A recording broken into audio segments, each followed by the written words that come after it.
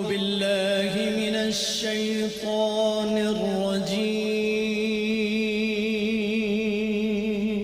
بسم الله الرحمن الرحيم بسم اللہ الرحمن الرحیم۔ السلام علیکم۔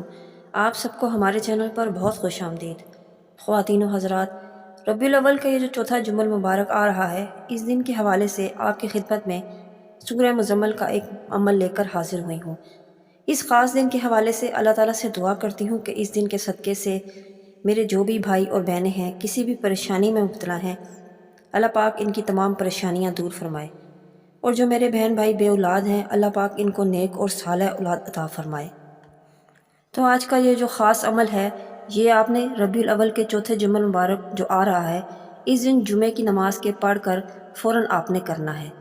تو عمل جاننے سے پہلے اگر آپ ہمارے چینل پہ نیو ہیں تو ہمارے چینل کو سبسکرائب کر لیجئے اور بیل آئیکن کو بھی پریس کر دیں۔ سورہ مزمل کی بہت فضیلت ہے۔ حضرت رسول خدا صلی اللہ علیہ وسلم نے فرمایا ہے کہ جو شخص سورہ مزمل کی تلاوت روزانہ پابندی کے ساتھ کرے گا، اس سے اللہ تعالیٰ دنیا اور آخرت دونوں جگہ کی تنگی اور پریشانی کو دور کر دے گا۔ حضرت امام محمد باقر علیہ السلام نے ارشاد فرمایا ہے، اس سورت کو روزانہ پابندی سے پڑھنے والا ہرگز کسی کا محتاج نہ ہوگا۔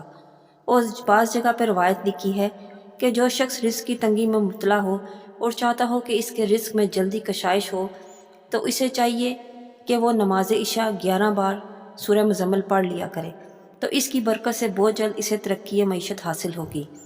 دوسری روایت میں حضرت امام جعفر صادق علیہ السلام سے منقول ہے کہ جو شخص روزانہ اس سورت کو پڑھے گا، یعنی اسے روزانہ پڑھے گا، تو اسے کشادگی رزق کی برکت حاصل ہونے کے علاوہ اس کے لیے ایسا بھی ہوگا وہ کسی نہ کسی دن خواب میں حضرت رسول مقبول صلی اللہ علیہ وسلم کو بھی ضرور دیکھے گا، اور اس وقت جو چاہے ان سے سوال کر کے اپنے مقصد کو حاصل کر سکتا ہے، اور یہ ایک بہت بڑی فضیلت ہے جو اس سے حاصل ہوگی۔